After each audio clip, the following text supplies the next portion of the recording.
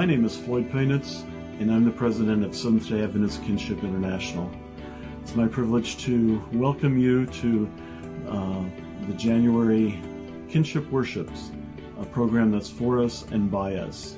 Tonight we're going to be blessed with J. Curtis Oatman's talents and voice in a special number, and then John and Carolyn Wilt, the coordinators and directors of Kinship's Families and Friends, will be leading us in a discussion with other parents, talking about how they stay connected and close with each other.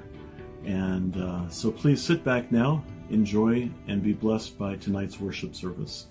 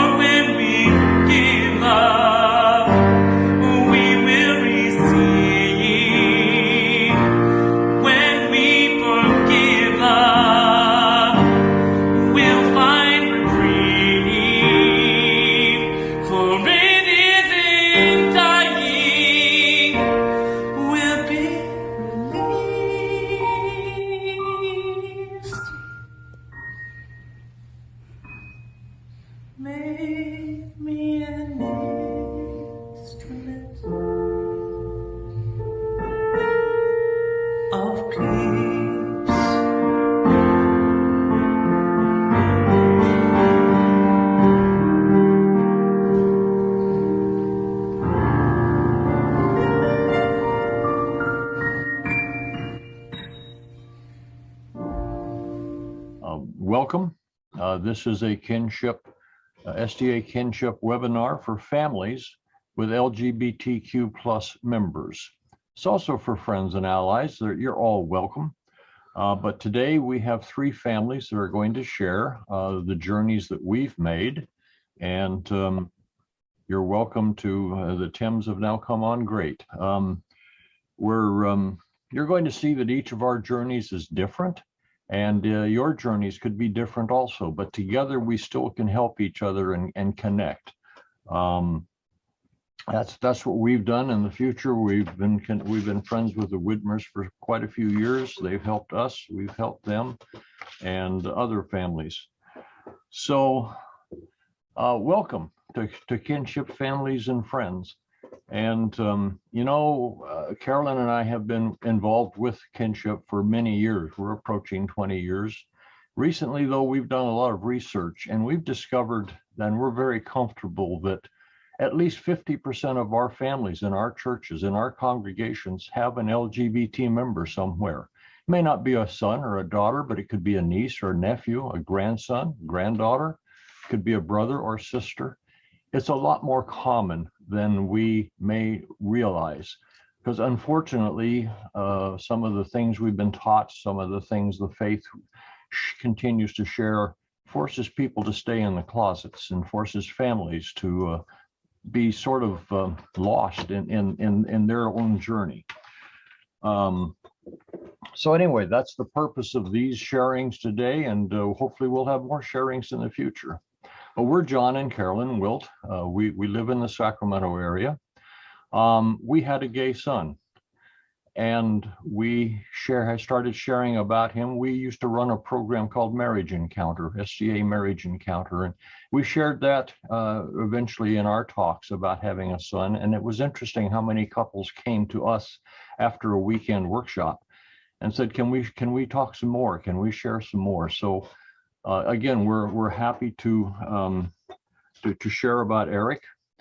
One of the things I like to share, not that I like to share it, but I do, is that my wife and I, we prevented Eric from sharing with us a lot earlier in his life.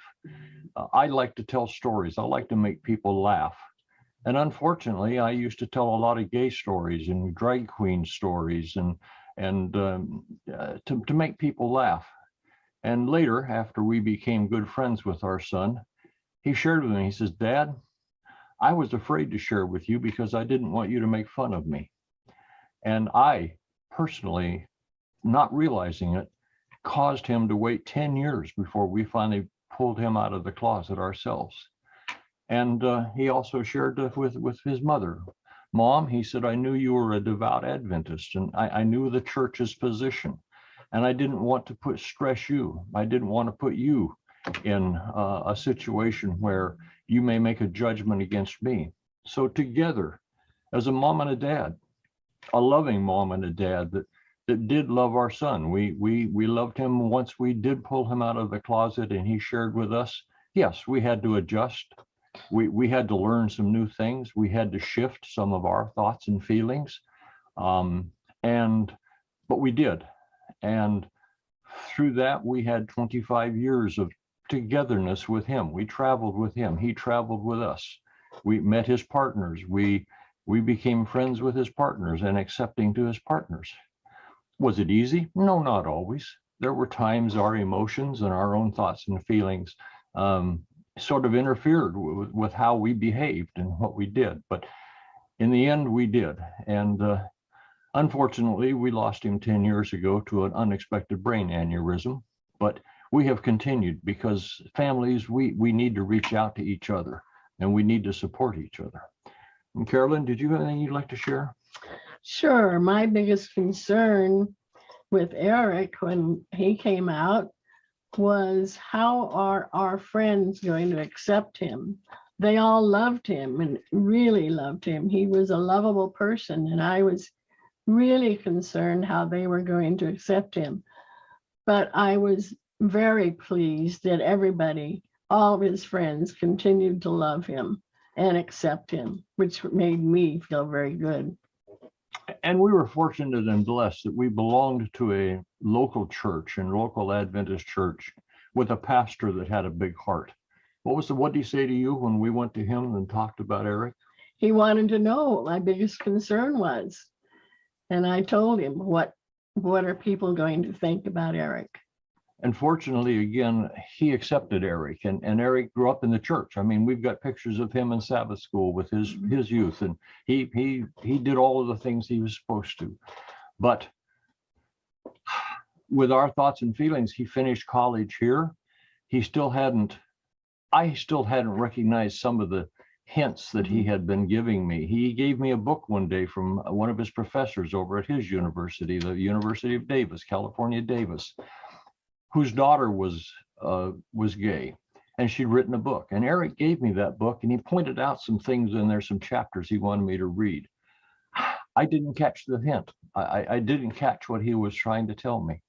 So he ended up selecting Yale as a college to go to get a couple of master's degrees, 3,000 miles away, because he, again, didn't want to disrupt our life and our family.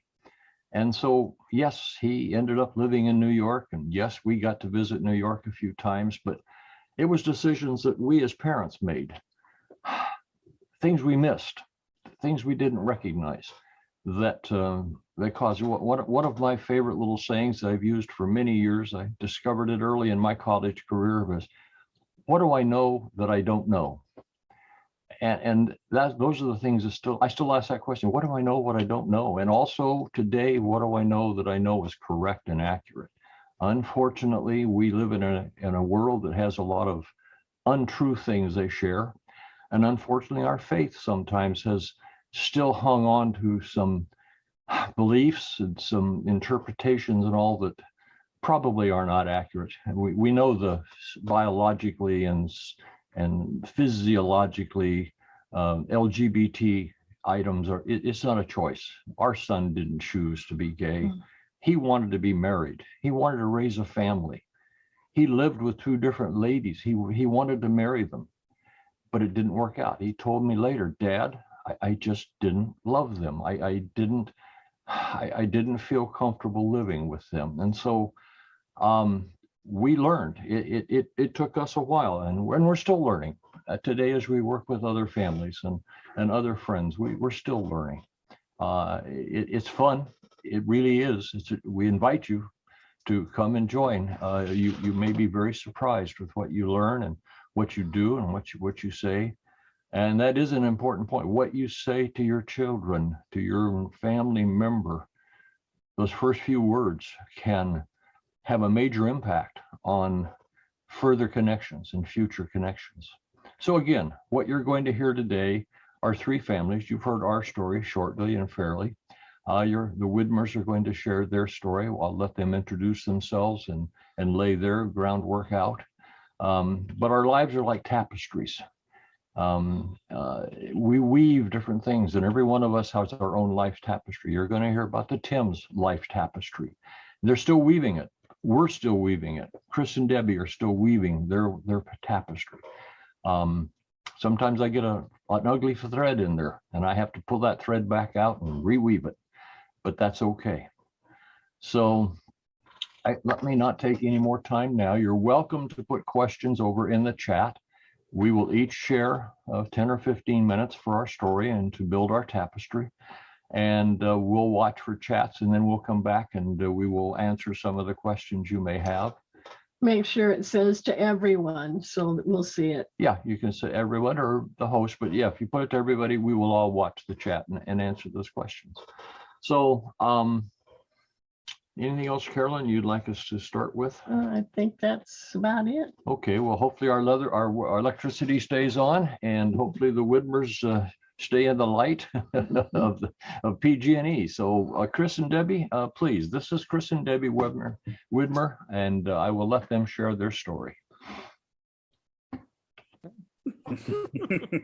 We haven't rehearsed this as to who's going to talk first, but my name is Chris Widmer, Debbie Widmer, Debbie Shoemaker. I married my high school sweetheart from high school, and we have been married for 38 years and 4 months and 5 months. And we have a transgender daughter now. We have known about her for the last 9 years. And when you talk about tapestry, John, I was just thinking that we have woven some black and orange threads into that tapestry this year, because it was a joy to be able to reconnect with the San Francisco Giants' amazing season. We went to a ball game with Tegan and her partner, Jen, and Rebecca, Debbie, and I. We were all there to enjoy the last Giant Dodger game of the season, which the Giants won and moved into one game of first place. And so we've been able to connect with Tegan again through the Giants. Debbie, why don't you start the story and we'll go from there. Just briefly, Tegan came out to us on a Friday night. My husband had to preach the next day, and it was a very difficult moment. I think in many ways, Tegan had dropped hints as well. There was somebody, a young person that had decided to transition, was transgender, that we all knew. And, Tegan often asked us what we thought about that. I'm thankful that we gave kind of more hesitant answers. We weren't really sure. But I think also Tegan had the same feelings of not wanting to disrupt our world, especially since Dad was a pastor. You can imagine the struggle that she went through deciding to even tell us. But we're thankful she did. And, it's taken time for both of us to, we've had our individual struggles, as we've grown through it, coming to different ideals and different ways to love and to show that love. And now I would say that, we have a good relationship with Tegan and Jen. We get together, we're planning a trip to Disneyland later this year. But we've also had our difficult times, and where you realize that you do something really stupid. And I think one of our moves that was not healthy, was not good, was kind of limiting Tegan from telling Rebecca because she was in another country for a school year. And that developed some walls that it took a number of years to wear down. But I would say that for all in all, we have a good relationship with Tegan, and thankfully so.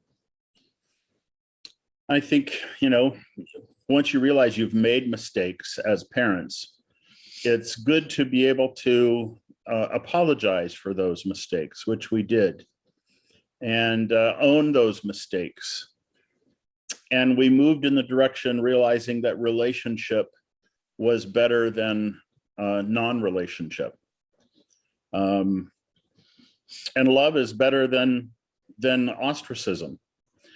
So many parents of Adventist gay and lesbians feel they need to enforce the church doctrine on this issue and kind of be the assistant pastor on that issue and toe the line. And you don't have to. It does place you as a parent, and especially if you're a teacher or a pastor or someone else who works for the church, it places you in that uncomfortable bind of the church says this, but my child says that. And what do I do about that? And that's an uncomfortable place to be. I was in that position for 5 years and took steps to transition myself. My child transitioned from male to female. I transitioned from pastor to chaplain. I was close to getting my credential. And so I finished my credential for 4 units of clinical pastoral education. And I left pastoral ministry for chaplain ministry. And now nobody cares if I have a transgender child or not. It just is not an issue. It also means I'm not expected to be at church every week. I don't have to preach every week. I don't have the pressure of conservative liberal arguments in the church anymore. And that feels really good to me. Debbie and I are probably closer, and we talk more about church issues than we ever did before. And praise the Lord, we're kind of on those same pages. I will say that just recently we saw another evidence of healing between our other daughter, Rebecca, that Debbie mentioned, and Tegan. Rebecca was going through her own personal crisis. And who was the first person she called to go spend an overnight and seek some consolation? It was Tegan. That happened. And that was an evidence of healing, of a relationship between a sister and her new sister. And so it's all an adjustment. And you adjust each and every day. You're changing each and every day. There's a couple of phrases that have meant a lot to Debbie and I through this process. One is we're not in Eden anymore, and we're not in heaven yet.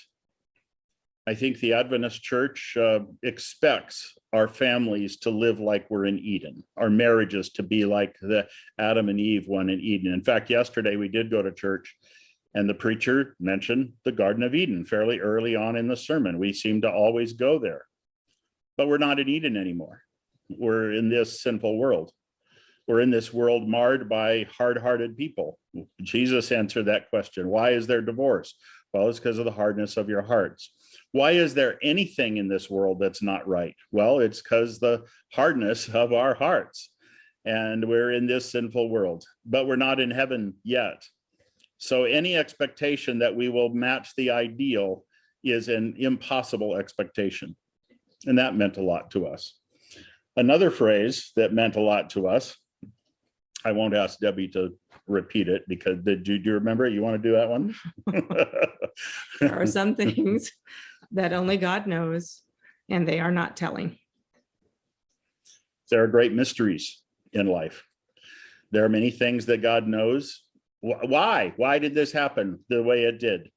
I don't know, and only God knows. And they, meaning the Father, Son, and Holy Spirit, as a Trinity, they are not telling us right now. So we don't know. Another one that comes to my mind as we're on this seminar, and that is the people that matter won't mind. I have many friends from the church relationships that we have who have been loving and supportive to us as former pastors or pastors at the time, a pastoral couple with a transgender child. They were like, hey, big deal. They didn't mind. So the people that matter don't mind, and the people who mind don't matter. That's a nice turn on words, isn't it? The people who are going to reject you over it, hey, sometimes you have to make distance from those people just for having a safe space. And the people who mind don't matter. Sure, they matter to God, and they once mattered deeply to me, but if this is going to be the breaking point between our relationship, I will be happy to create distance between them so I can have closeness with Tegan and Jen and Rebecca and Debbie and I. Our parents continued to love Tegan up until their deaths. Debbie's dad died 3 years ago. My mom died last year. Our sisters and their children have been supportive as well. So that's a little bit of our story. We continue in relationship with our kid, and we also are happy to talk to other parents like this webinar and phone calls, emails. We will be happy to talk to anybody to say, you know, it's not as easy as you might think. It's not as cut and dried as you might think. And a lot of religious people have been wrong on a lot of issues, and they just might be wrong on how God feels about LGBT people based on their understanding of 5, 6 certain verses in Scripture. Love always wins out. Thank you, Chris and Debbie. We will come back with some thoughts and ideas too. I'd like to introduce you to the Tims. Please introduce yourselves and share your story quickly and briefly, but we'll be back to it. Go ahead. Well, I'm Patsy, and this is my husband, Dennis. And we have a homosexual son, and he came out to me first, probably about 13 years ago or so. He was in his early 20s. Before then, you know, he knew our stance as Adventists, you know, about homosexual lifestyles and stuff. And we just had adopted the, you know, the standard, you know,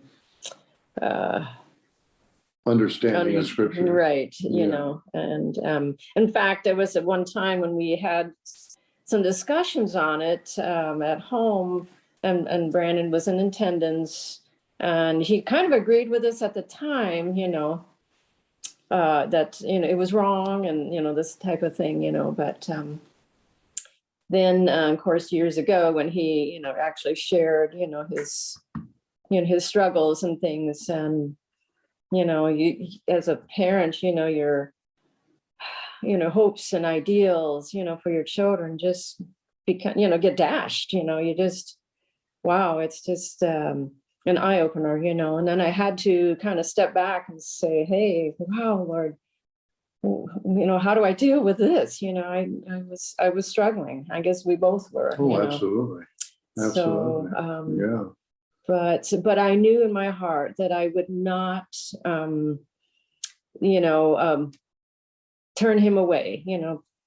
I loved him too much to do that, and I wanted him in my life, in our lives. Yeah. So, and our relationship has been a process, and I could tell that he knew, and by coming out, our stance would be, the typical Adventist stance, and I could see he was struggling with, anxiety and depression off and on, and I'm sure that a lot of that came from, his understanding of scripture, and at the time, and how does he relate to God, so but God has worked some wonders in our lives, recently, and so I'll let Dennis share a little more.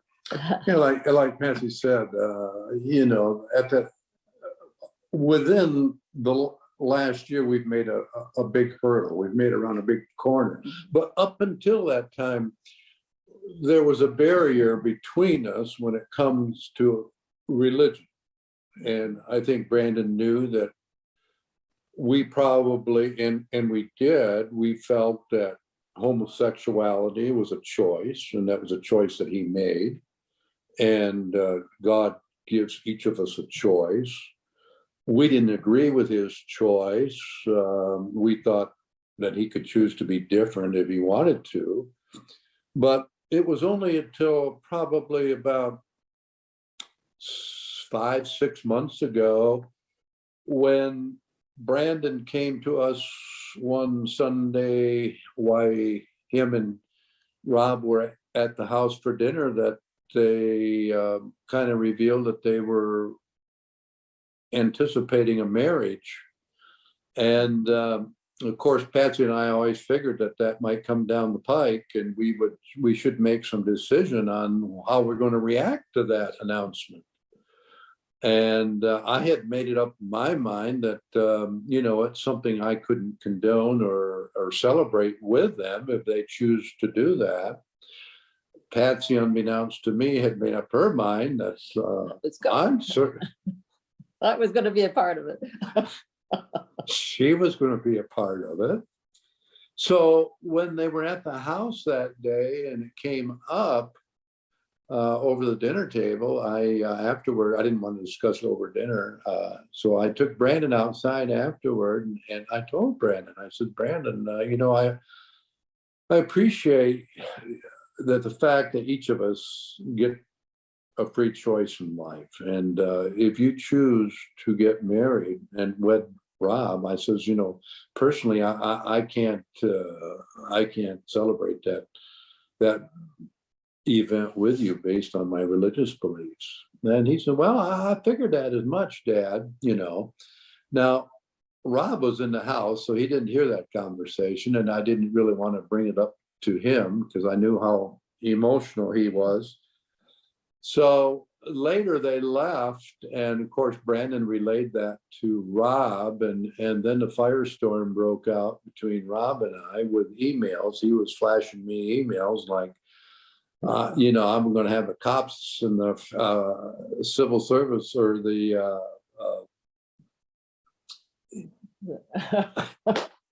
anyway, cops at my door for verbal abuse to my son, because Brandon was really starting to spiral down after he got to thinking about that, after he left the house. And But eventually, after a few days, things quieted down and nobody showed up at my door with handcuffs. So I thought, things will smooth out. But then Patsy and I decided we'd get into studying a little deeper into this issue. And that's when Patsy reached out to John and Carolyn here. She met them face to face, and they sent some material home with John that John gave Patsy, and we began a little deeper study into more recent material on homosexuality. And it was in reading a few of those books that I became convinced, without a shadow of a doubt, that homosexuality is not a choice, no more than the fact that you and I, or most straight people, choose to be heterosexual. I didn't make a choice. So to me, that was the big hurdle. For me to see that, it changed my perspective completely. And when we relayed that to Brandon and Rob, everything opened up. Everything opened up. And the relationship on both sides got better, as you can understand. And I could tell, Brandon, I mean, you could just see the tension just, go down. I mean, he was just more relaxed around us, and, it's our relationship is flourishing. And, they are actually planning a wedding in probably next April. And so we in are North Carolina. That's right. And so we are happily going to be a part of that. Yeah, very much so. So Very much so. yes. That's right. Praise God. He opened our eyes and ears, and we're continuing this relationship, and we're happy about it. Yeah, and we know we have friends family who of course don't see it as the way we do, but then again, they haven't dug as deep as we have into the subject matter. That's right. And so, like it was shared earlier, it's not important what some people think. It's most important is how you get along with your family. And if they're homosexual and bisexual or whatever, that's the important thing, that you nurture that relationship, and the other ones aren't important. So that's our story. That's right. We'll hand it over to you.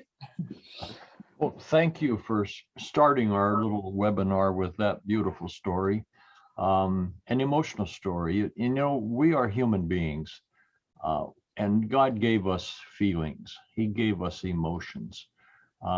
That's what helps us get through a lot of our own challenges and muddy days too. You mentioned that, yes, we had an opportunity to meet with Patsy and share some information that we had accumulated. So I guess what I want to talk a little bit about here is connecting, because through our connection with the Tims, we were able to share some information that allowed them to consider it and look at it and talk within themselves. We didn't urge them, we didn't encourage them to change, but we did talk about how we loved our son and how important that was to us as a family. And Chris and Debbie, I think you had a beautiful opportunity also recently that you were a family reached out to you. Would you like to share a little bit about your story there? Because it brings tears to my eyes, as it does when I work with a talk with the Tims.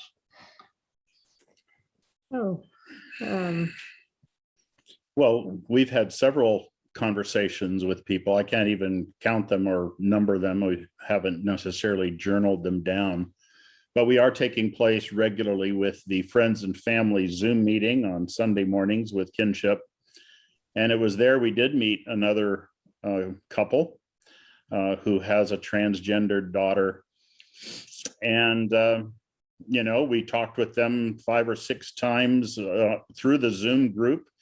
And then we've talked several times. I was available to them by phone, particularly the man of the house would talk to me since we had a lot in common. And then one day they were vacationing out on the Pacific coast with their family. And we arranged to meet in person. I mean, and that's what Kinship did, bring us together.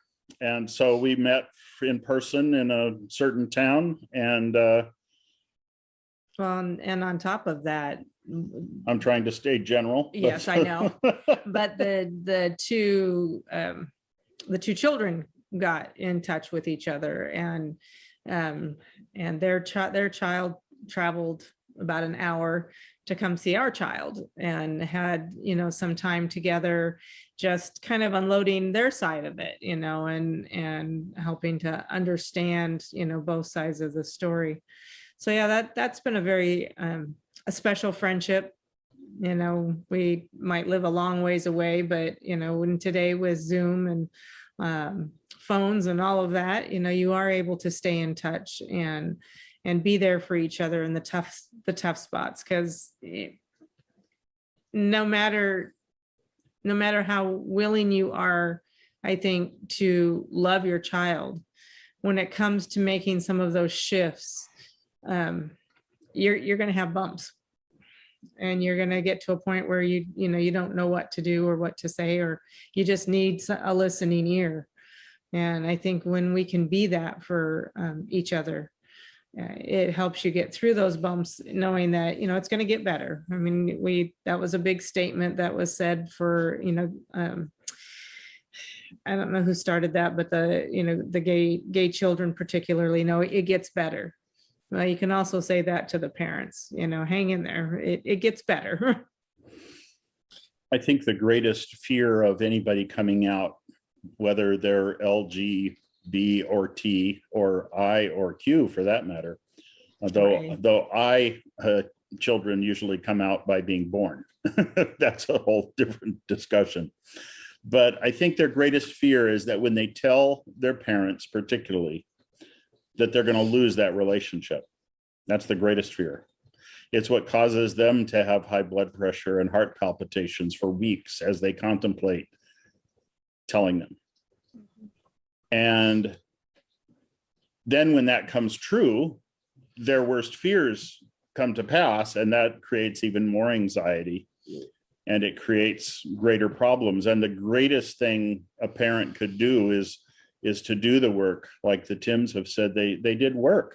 They did heart work, they did soul work. And then they had another conversation with that child and said, would you forgive us? We were wrong. We've come to a new understanding. We want you to know we love you. And we're going to be at your wedding. And what can we do to help plan it and to make it a beautiful event? Anyway, that's moving off topic, John. Yeah, we've had opportunity to talk some other parents off of the ledge, so to speak. And basically to say, you know what, you don't have to reject your child. You can still believe in Jesus. You can still be a Seventh-day Adventist and go to your gay child's wedding. You can still have them over for Thanksgiving. You can still go to the ball game. You can still, you can still give them a birthday present and a Christmas present, and call them and just say, hey, I was thinking about you. You could still do all that kind of stuff because you're still a dad, you're still a mom, and they're still your child. And I think anybody who's gone very far in this relationship with their child have, just like the Tims, gotten some resources from somebody or on their own. And so you have resources in your pocket that you can share with other people. And I've shared, my favorite resources with a lot of families. Just, hey, this is what touched me. It's what helped me move forward. And not everything is going to, be the same for one couple as it is for another, but it's a place to start. And then you find out there's other ideas out there, there's other knowledge out there, there's science out there, and you move from then. I will make a comment here. What's sad is the Adventist Church as a whole and the marriage and family departments of the Adventist Church at all levels, conference, union, all the way up to GC, they do not avail themselves of the resources like the three parents who are here in this seminar. They do not make it known, hey, out there in Adventist land, if you have a gay child, these are some people to call. These people can help you. They will let you know that you can still be parents.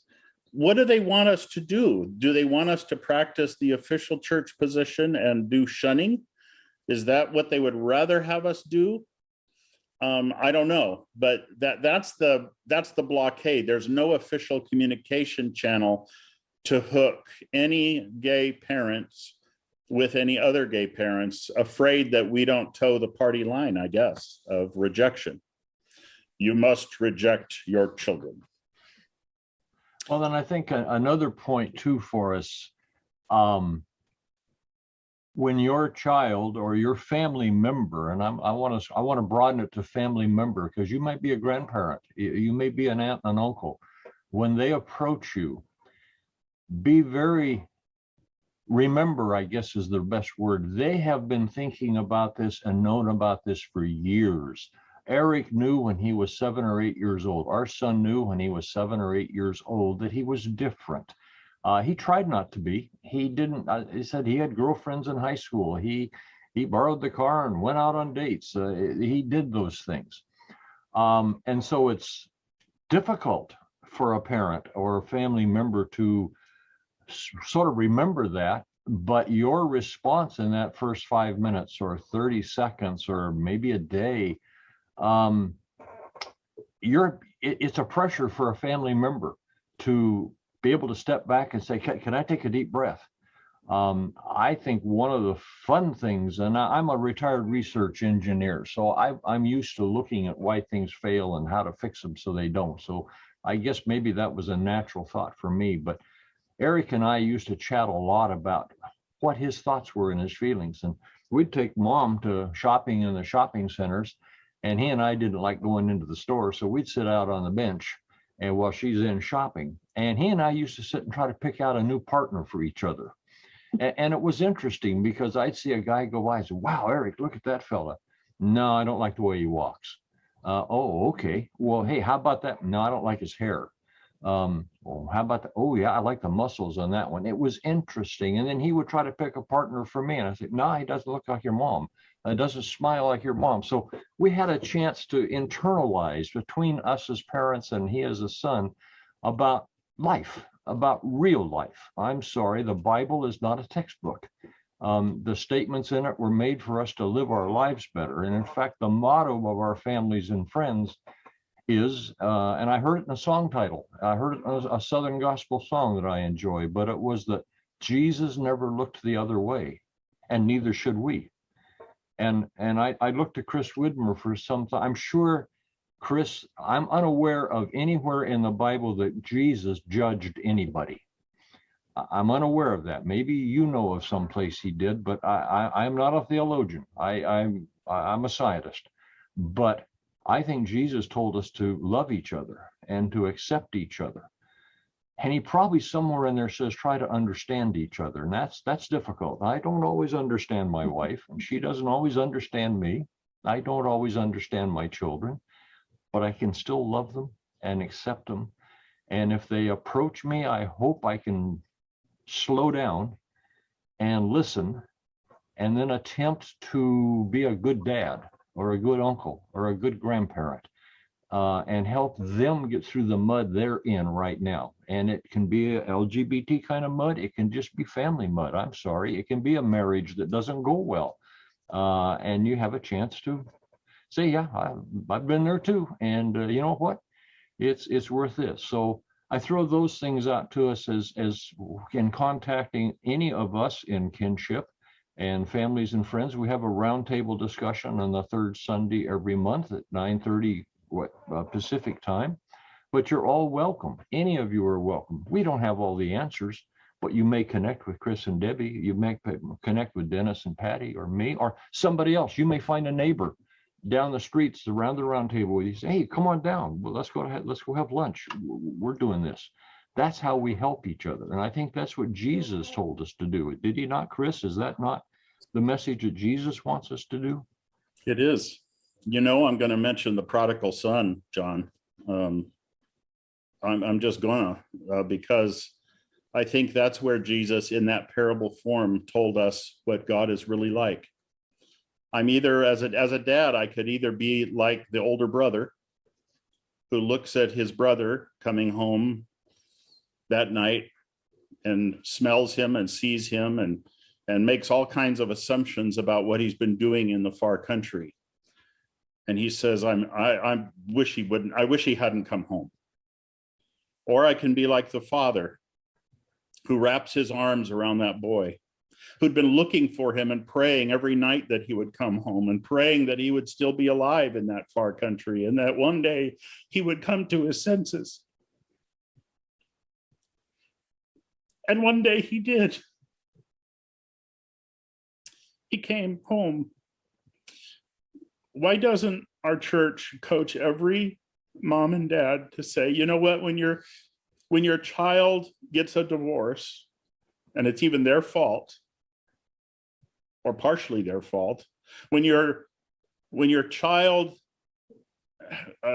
gets somebody pregnant or is pregnant, or your child is gay or lesbian, this is how you should respond. You put your arms around them and you say, I want you to know, my child, there is nothing that can separate you from the love of your mama and your papa. Nothing. This is not a deal breaker. This is not a family separator. That's the coaching I wish I had from my church.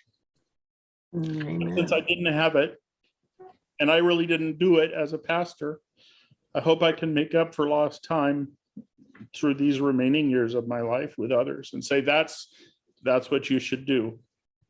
Your child has a drinking problem, a drug problem, a whatever problem, whatever you perceive as a problem, put your arms around them and say, I love you, and you're still part of my family. Because that's what Jesus did to Samaritans and to lepers. Jesus has set the example to women. Jesus has set the example. And Jesus's life is the lens through which we need to interpret the rest of Scripture, because he is the theme of the Bible is Jesus and how he died to save man.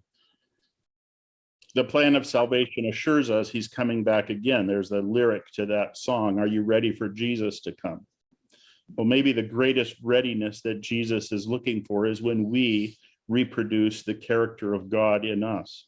When the character of God is perfectly reproduced in his people, that's an Ellen White quote, then he will come. Well, maybe this is something God is waiting for as well, until we represent who the Father really is. Okay, I preached today. Good. I knew you would. I wanted that. But Patsy and Dennis, I think you've reached out to other people. Now, how does it feel to reach out and help somebody else and to share yourselves? Is it comfortable, uncomfortable? Do you feel good about it? What do you? I certainly feel good about it. I'm sure Patsy does too. And when I bring this conversation up, recently we went back to Michigan, and I was in conversation with my brother-in-law, Patsy's older brother, and I brought this topic up, and they are very strong Advent. Not Adventists, but Baptists. Baptist, evangelical, beliefs. And of course, he was very strict with the scriptures, as we are on that position. But yet, I tried to share with him, and I did have quite a bit of conversation with him, and sharing what we have learned and how it has changed our lens, how we view, the LGBTQ community and how it has improved our relationship. And not to say that it changed his mind any at the time I was back in Michigan, but they were out here in California here a couple of weeks ago to one of their son's wedding, and they came over here into the valley to visit us.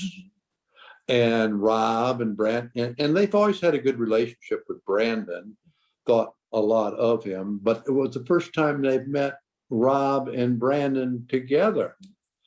And I haven't talked with them since, but that gathering, they were very, very receptive to both of them. And that went both ways. Rob is a very likable, lovable person. I don't know how anybody could not, like Rob. But anyway, with that when they left with that gathering, I'm hoping that it had an influence on how they look at gay people, because they certainly hit it off, Right. and I hope a few of those blocks came down in that barrier from their perspective. I hope that wall got a little lower, who knows? I think it did. Well, another thing too is recently we had met with our pastor and just shared with him, our thoughts and things. And we just wanted to reach out to him and say, if there are any other families that are struggling with LGBTQ, children or, relatives, hey, put us on a list and, we'd be willing to, talk with them and just encourage and all of that. So haven't heard anything, but at least we put it out there, so. Well, in addition to tapestries, I also have a little feeling and thought about planting seeds. You planted some seeds in your brother-in-law's mind and thought, and then when he met Rob, and we've met Rob, and he's a delightful. We spent 2 weekends together working a workshop with the Tims to test a workshop that we had. What a delightful young man. I'd welcome him into my family, and Brandon too, but Rob is a kick. And Rob Very was loving, very loving. And when he saw Rob and Brandon, there might have been some fertilizer that went into the seeds that you've planted. And there might be some new flowers popping up. You might be surprised. It might not happen this spring. It might be next spring, but we plant seeds. A good pastor, Chris, is planting seeds all the time with us. I listen to him, and sometimes it takes a while for me to put something together for something he shared, but I always have a delightful time with a pastor like Chris. We have some pastors at our church that are very similar, and it's fortunately we have had a church that's been not judgmental. I won't say they've been putting arms out to accept everybody, but I think fortunately in parts of California there isn't a hammer being hit onto pastors that might be accepting. So I guess all of us as we work with our local pastors, maybe I think being honest is important, and being careful. It's amazing how many pastors we're beginning to connect with that have LGBT family members. It's a difficult time, and I know Chris and privately has shared with us how difficult it is. Your employer, employee, even the people above you may not agree with it, but they're forced to enforce a law. So what things we do within Kinship and the things that Carolyn and I do for families is outside the church. We don't try to hold meetings in the church unless we're invited to. And if the pastor says, hey, please come in and chat, that's fine. And we do have some churches in California that do that. But for Kinship folks, we're not trying to get your pastors and your pastoral staffs and your good friends who are employees in trouble. But we are trying to build a meadow for them to come to, and they can hike through it with us. It's outside the church, it's outside the school grounds. And that's a goal that all of you have helped us do. And we would love to multiply this. We hope this little presentation and this little recording is planting some seeds in all those that watch it and hear it and see it. and I keep saying I because I'm the one that talks, but I think unless she pinches my knee, she agrees with me. But our goals, as the three of us couples that you are seeing here, is to have 10 couples like us and 50 couples like us to help develop little centers around different towns. If you've got neighbors and friends, and they don't have to be Seventh-day Adventists, they can be any faith. All faiths are struggling. And so we're open to all faiths because All people, it doesn't really matter. all parents, all families. Yes, Jesus, I don't think I'm not an expert on him, but I think he could care less what color people were, what their faith was, what their culture was. He said God gave us hearts and emotions, and it's our challenge probably to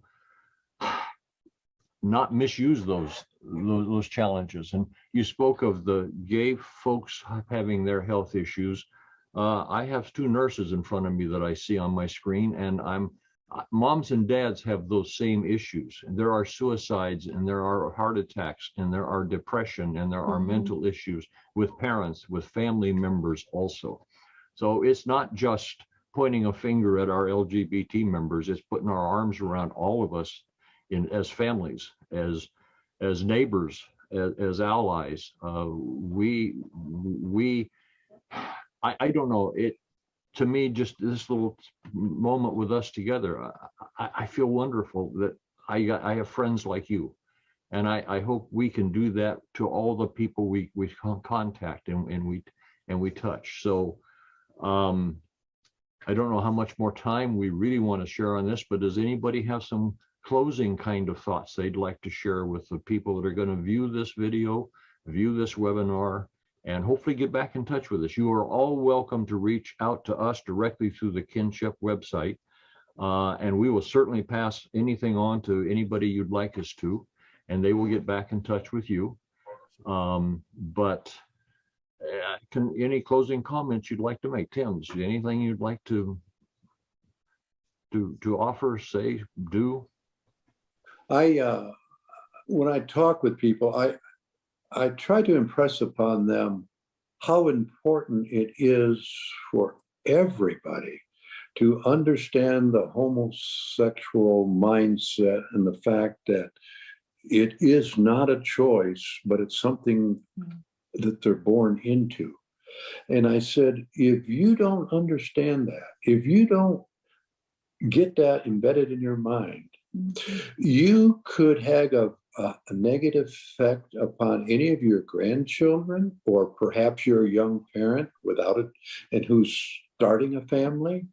If you don't understand this issue beforehand, you could be planting very negative thoughts in that child's mind as it grows into awareness of its homosexuality.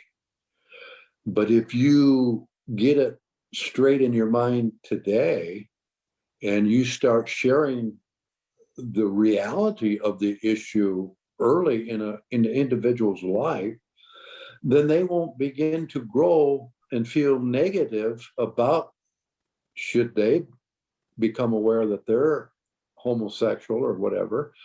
They'll have a positive aspect of it, and they won't immediately run to the closet, but they'll come right out and start sharing their true feelings early in life, because they know they have parents or relatives or grandparents who understand the issue, are not afraid that they, as a grandchild, might be, one of those with that orientation. So I just think it's so important that everybody understands this issue early, right today, because our son wouldn't be in the closet. Your son would have never been in the closet for years had we knew what we know today. So I try to impress that upon people. Yeah. Thank you. Chris and Debbie. I think maybe two things. I think it's important for parents and families to really understand that it's a journey. You can start out with the mindset that I'm not going to reject this person. And that's a really good place to start, but it doesn't end there. And it's a journey of growth, and it's a lifetime journey, just like it is when you have a baby. It's not like, okay, I have a baby, things are great now. It's a journey. So don't be so hard on yourself. You fall down, you just like a child, you pick yourself up, dust off your knees, and keep moving forward. And the other thing that I have heard from time to time is, I just don't get it. I don't understand this. I don't understand them. And I think one of the things that I have learned that has helped me, the most is that I am not going to ever understand. My brain does not function that way. My brain functions exactly, my brain tells me I'm female, my body tells me I'm female, my emotions tell me I'm female. So I'm not going to understand somebody whose body looks male and yet whose brain functions female. I'm not going to understand that. So I don't need to understand that to love and to be in community with and to walk beside and to allow space for somebody who thinks differently than I do. And I think those are two of the things that, has helped me, that maybe I wish somebody had told me right off the bat, and I would have saved myself some grief. So true. For me, mom, dad of a new LGBT child, practice the golden rule. Do unto others as you would have them do unto you. Treat your kids the way you'd want to be treated if you were in their shoes. Be nice, be kind, be godly. Amen. I think that's where we were. I know it took me a while to really accept it, but when I saw our son be happy, when I saw him be hugged by his partner and grin, I suddenly realized that he was happy. He was comfortable. He was enjoying life. And yes, Debbie, I'm with you. I don't always understand that, why he was feeling it, but it's not my point. It has nothing to do with me. Our job was to see our son stay healthy and happy. And he was. He when we went to his memorial back in New York, we met all of his friends, and they were of all cultures. They were of all faiths. They were of all kinds of careers and jobs, and yet they were a big, loving bunch of people that just wandered through life together. And families, if you, parents, moms, dads, grandparents, aunts, uncles, if you feel a little bit lost or confused, or maybe you're in the mud, you don't have to get out by yourself. Reach out. The Kinship families and friends group of folks, we've been in the mud. Every one of us around this that I see in the faces here, we've all been in the mud, and we're probably still going to get in the mud sometimes. But it's neat when you can reach out and a hand can pull you up, and a family can reach out to you and can share and listen. We don't have all the answers, but to me, I think one of the biggest answers is to support each other, to help each other, to offer and share your own life story, because from that, I learned from other people how to live my life. Somebody said, "Oh, I've been there already." I said, "You have?" "Yeah, and I did this to get out." "Oh, I never thought of that." And that's what we as parents, we as kinship family members, as allies and friends, we can help each other.